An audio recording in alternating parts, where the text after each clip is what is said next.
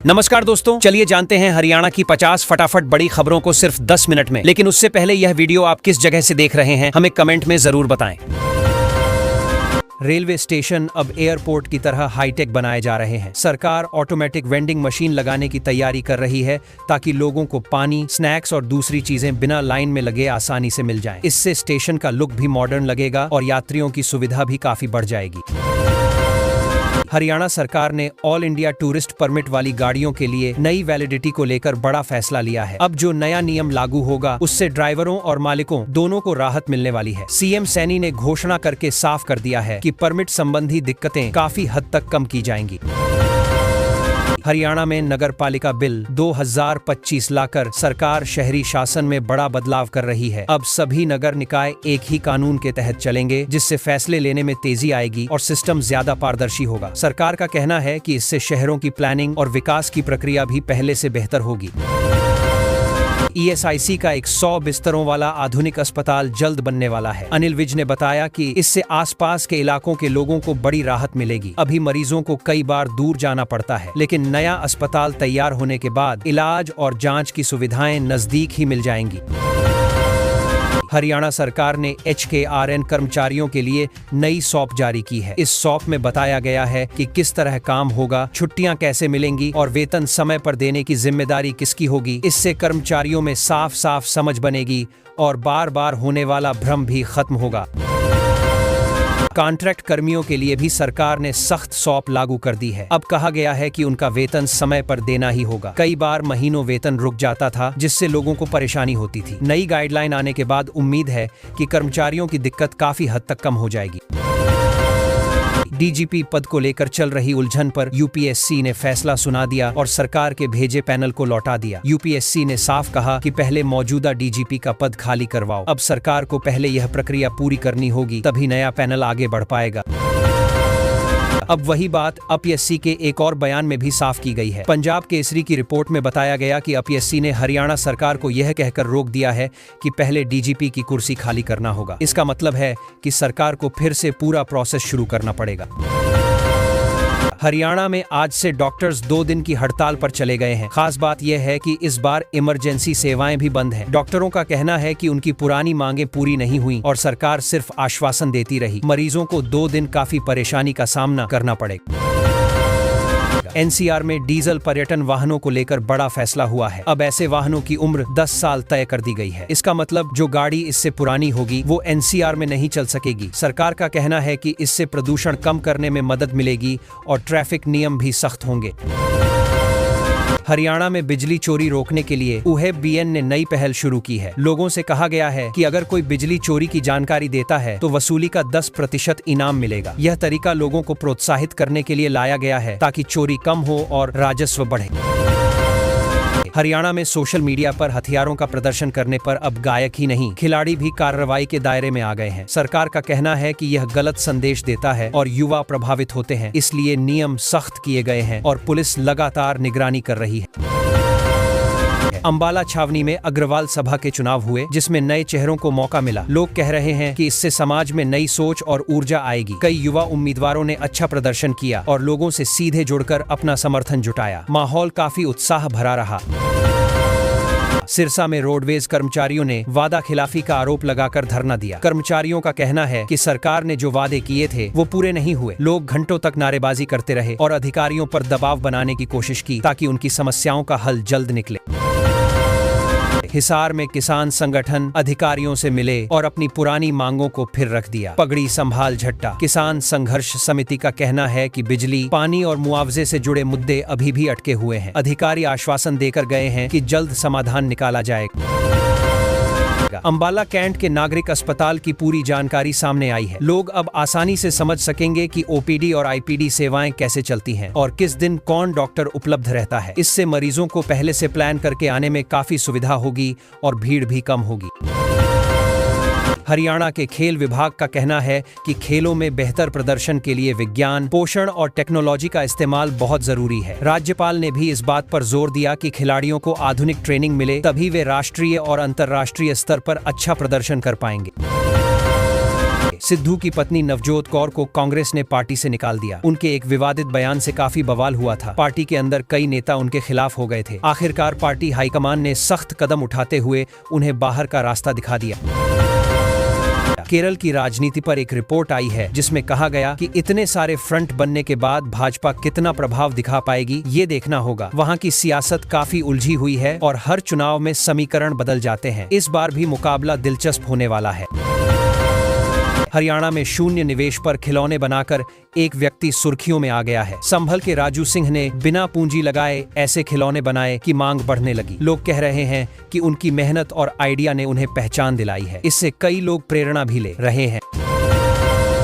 ओवैसी के विधायक के गुरु के बारे में चर्चा है कि उनका राजनीतिक झुकाव नीतीश कुमार की ओर है। कुछ लोग यह भी कह रहे हैं कि जेडीयू का विस्तार तेजी से हो रहा है और पार्टी बीजेपी से भी बड़ी बनने का प्लान बना रही है। हालांकि अभी सब राजनीतिक अटकलें ही हैं।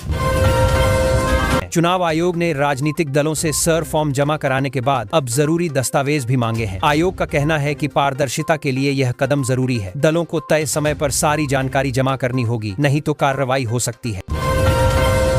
2025 में गूगल पर कौन कौन सी खबरें सबसे ज्यादा ट्रेंड की, इस पर एक रिपोर्ट आई जिसमें कुंभ मेला, बिहार चुनाव और ऑपरेशन सिंदूर जैसे मुद्दे शीर्ष पर रहे। लोग पूरे साल इन्हीं विषयों को सबसे ज्यादा सर्च करते रहे, जिससे पता चलता है कि देश का रुचि पैटर्न कैसा रहा। कोलकाता में लाखों लोगों ने एक साथ गीता पाठ किया। विधानसभा चुनाव नजदीक हैं, इसलिए इस आयोजन को राजनीतिक चश्मे से भी देखा जा रहा है। विपक्ष का कहना है कि ये चुनावी माहौल गरमाने की कोशिश है, जबकि आयोजक इसे धार्मिक कार्यक्रम बता रहे हैं।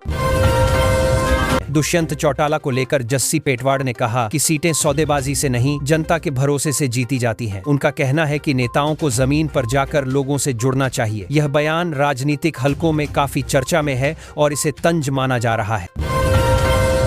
गुरुग्राम में सेक्टर 29 थाने से थोड़ी ही दूरी पर एक महिला की हत्या कर उसे मिट्टी में दबा दिया गया। सोचो, पुलिस स्टेशन से सिर्फ 100 मीटर दूर इतनी बड़ी वारदात हो गई और किसी को भनक तक नहीं लगी। बाद में मामला खुला तो इलाका भी फैल गया और लोगों ने सुरक्षा पर सवाल उठाए।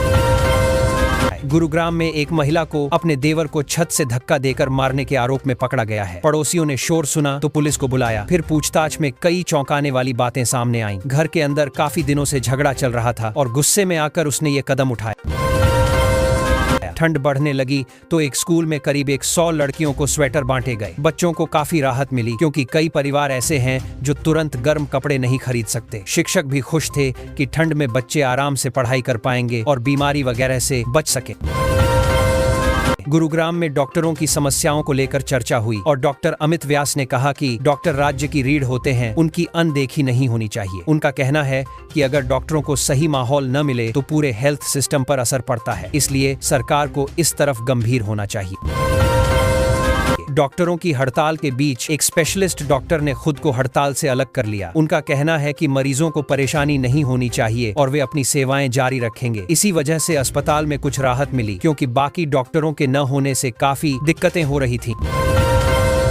गुरुग्राम यूनिवर्सिटी में एग्जाम को लेकर इस बार बड़ी सख्ती देखने को मिली। सुबह 9:30 से शाम 5 बजे तक परीक्षा चली और कॉपी मोबाइल पर पूरा पहरा लगाया गया। निगरानी इतनी टाइट थी कि छात्र कह रहे थे इस बार नकल तो नामुमकिन जैसी थी, बस अपनी तैयारी ही काम आएगी। इंडिगो एयरलाइंस को लेकर चर्चा चल रही है कि आखिर इसका मालिक कौन है और कंपनी के अलावा उसके पास कौन कौन से और बिजनेस हैं। लोग जानना चाह रहे थे कि इतनी बड़ी एयरलाइन कैसे खड़ी हुई और इसके पीछे कौन कौन लोग जुड़े हैं। इसी से जुड़ी जानकारी काफी वायरल हो रही है। गुरुग्राम में क्लब पार्टी का शौक पूरा करने के लिए 4 दोस्तों ने मिलकर चोरी करने का पूरा गिरोह बना लिया। ये लोग अलग अलग जगहों पर वारदात करते थे और उस पैसे से क्लब में मजे लेते थे। पुलिस की जांच में पता चला कि इन्होंने करीब 14 चोरी की घटनाओं को अंजाम दिया है। गुरुग्राम में कुछ युवक घरों के बाहर खड़ी कारों के टायर चुरा लेते थे और उसी पैसे से क्लब में पार्टी करते थे। पुलिस ने जब इनको पकड़ा तो सब छात्र निकले। पूछताछ में बताया कि शौक पूरे करने के लिए पैसे चाहिए थे, इसलिए उन्होंने ये गलत रास्ता अपना लिया। गुरुग्राम के 3 व्यस्त रास्तों पर अब एलिवेटेड कॉरिडोर बनने की तैयारी है। इससे लोगों को रोज रोज की भारी ट्रैफिक जाम से राहत मिलेगी। अभी वहां से निकलना बड़ी मुश्किल होता है, खासकर ऑफिस टाइम में। अगर यह प्रोजेक्ट ठीक से बन गया तो सफर काफी आसान हो जाएगा। हरियाणा सरकार ने एकीकृत पेंशन योजना के तहत कर्मचारियों को ग्रेच्युटी देने का फैसला किया है। मतलब अब पुराने ढर्रे वाली दिक्कतें कम होंगी और रिटायर होने वाले कर्मचारियों को पैसे मिलने में आसानी रहेगी। सरकार कह रही है कि इससे कर्मचारियों का और पैसे हड़कर्मी एक ही इंतजार कर्मी ग्रेच्युटी देने का फैसला किया। भरोसा बढ़ेगा और सिस्टम भी थोड़ा सहज तरीके से चलेगा। हरियाणा का नया गजट नोटिफिकेशन आया है जिसमें अवैध इंडस्ट्रियल यूनिट्स को बड़ी राहत दी गई है। मतलब जो यूनिट पहले कागजी कमी या लोकेशन दिक्कत के कारण अवैध मान ली गई थी, अब उन्हें नियमित करने का मौका मिल रहा है। इससे कई कारोबारियों को राहत की उम्मीद है और उद्योगों में थोड़ी रौनक बढ़ सकती है। हरियाणा में अनुबंधित शिक्षकों को स्थायी नौकरी का भरोसा दिया गया है। काफी दिनों से ये लोग पक्की नौकरी की मांग कर रहे थे। सरकार ने संकेत दिया है कि उनकी मांगों पर सकारात्मक कदम उठाए जाएंगे। इससे हजारों शिक्षकों में थोड़ी उम्मीद जागी है कि अब उनकी नौकरी सुरक्षित हो सकेगी। सीएम सैनी ने फसल मुआवजे में धोखाधड़ी पर सीधा एक्शन लिया है। एक ही फोटो अपलोड करने वाले 6 पटवारी सस्पेंड हो गए। सरकार ये साफ संदेश देना चाहती है कि मुआवजे में गड़बड़ी करने वालों को छोड़ा नहीं जाएगा। किसान भी उम्मीद कर रहे हैं कि अब असली नुकसान का सही हिसाब लग सकेगा। हरियाणा में पराली प्रबंधन को लेकर पंजाब और हरियाणा के किसान नए मॉडल अपनाने लगे हैं। अब पराली जलाने की जगह मशीनों, बायोडिकम्पोजर और नए तकनीकी तरीकों की तरफ लोग बढ़ रहे हैं। इससे खेत भी सुरक्षित रह रहे हैं और पर्यावरण पर भी ज्यादा बोझ नहीं पड़ रहा है। सीएम सैनी ने लेबर कोर्ट्स की देरी पर अफसरों को कड़ी फटकार लगाई है। उन्होंने कहा कि प्रस्तावित 5 लेबर कोर्ट तुरंत बनकर तैयार हों ताकि मजदूरों के केस समय पर निपट सकें। मजदूरों की शिकायतें महीनों लटक जाती हैं। इसी वजह से सरकार ने अब इस पर तेज कदम उठाया है। सीएम सैनी की दूसरी बैठक में गांवों का भी मसला उठा। सरकार ने तय किया है कि जिन गांवों की आबादी 1000 से ज्यादा है, वहां की फिरनियां अब पूरी तरह पक्की की जाएंगी। इससे गली नाली का झंझट कम होगा और गांवों में भी शहर जैसी सुविधाएं मिलेंगी। सरपंचों पर भी जिम्मेदारी बढ़ने वाली है।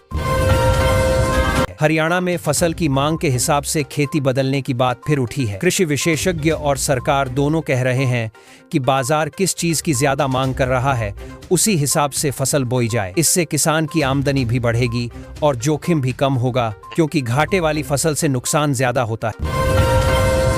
राइट टू सर्विस आयोग ने एक अफसर पर 5000 का जुर्माना लगाया क्योंकि उसने काम में देरी कर दी थी। आयोग सख्त मोड में दिख रहा है और साफ कह रहा है कि समय पर काम न करने पर कार्रवाई जरूर होगी। इससे लोगों को उम्मीद है कि सरकारी दफ्तरों में काम की रफ्तार थोड़ी तेज होगी। हरियाणा सरकार सरकारी अधिकारियों की विदेश यात्राओं पर भी नकेल कस रही है। नए निर्देश आए हैं कि बिना ठोस जरूरत के कोई बाहर नहीं जाएगा। सरकार कह रही है कि अनावश्यक यात्राओं पर खर्च होने वाले पैसे असल कामों में लगेंगे। इससे फिजूल खर्ची काफी कम होने की उम्मीद है। हरियाणा में टीचर ट्रांसफर, पेंशन, पराली, लेबर कोर्ट, इन सब फैसलों के साथ सरकार यह भी दावा कर रही है कि लिंगानुपात सुधार में काफी काम हुआ है। सरकार कहती है कि ऐसे बदलाव एक दिन में नहीं होते, लेकिन लगातार निगरानी और अभियान से नतीजे आते हैं। लोगों को भी अब इसका असर थोड़ा दिखने लगा है।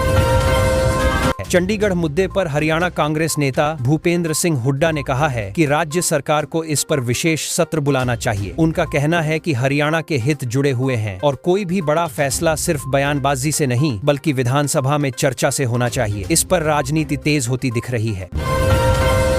डॉ फारूक अब्दुल्ला ने कहा कि उनकी पार्टी संगठन को हर स्तर पर मजबूत कर रही है। उन्होंने कार्यकर्ताओं से कहा कि आपसी एकता और जमीन से जुड़े मुद्दों पर ध्यान देने से ही पार्टी लोगों तक पहुंचेगी। उनका फोकस संगठन को नए सिरे से मजबूत करने पर है। हरियाणा में एमएसएमई विभाग के एक अधिकारी पर देरी के कारण सीधे जुर्माना लगाया गया है। आयोग चाह रहा है कि लोग समय पर आवेदन निपटाएं ताकि उद्योग और व्यापारियों को परेशान न होना पड़े। इस कदम के बाद विभागों में थोड़ा अलर्टनेस बढ़ी है और अफसर भी चौकन्ने हो गए हैं। राहुल गांधी को राष्ट्रपति की डिनर पार्टी में बुलावा न मिलने पर कांग्रेस ने कहा कि सरकार लोकतांत्रिक मर्यादा नहीं निभा रही। कांग्रेस का दावा है कि यह जानबूझकर किया गया है। इसको लेकर दोनों पक्षों की राजनीतिक बयानबाजी तेज हो गई है और सोशल मीडिया पर भी खूब चर्चा है। पानीपत में साइको किलर पूनम के मामले में नया खुलासा हुआ है। पहले कहा जा रहा था कि वह खुद बच्चों की हत्या कर रही थी, लेकिन अब उसके देवर संदीप ने कहानी बदल दी है। पुलिस इस मामले में और पूछताछ कर रही है। मामला जितना खुल रहा है उतना ही डरावना लगता जा रहा है। चरखी दादरी में लगभग 4.5 करोड़ से सड़कें बनने का काम शुरू होने वाला है। इससे 15,000 लोगों को राहत मिलेगी। लंबे समय से खराब सड़कों की शिकायतें आ रही थीं। अब नई सड़कों से गांवों और शहरों के बीच आवागमन भी आसान होगा और लोगों का समय भी बचेगा। हरियाणा HPSC की असिस्टेंट प्रोफेसर भर्ती में कई अभ्यर्थी फिसड्डी साबित हुए। रिजल्ट आने के बाद भी 462 पद खाली रह गए। इससे अंदाजा लग रहा है कि या तो तैयारी कमजोर थी या पेपर का स्तर काफी कठिन था। अब आगे भर्ती प्रक्रिया कैसे चलेगी, यही लोग देख रहे हैं। हरियाणा में सेट ग्रुप C का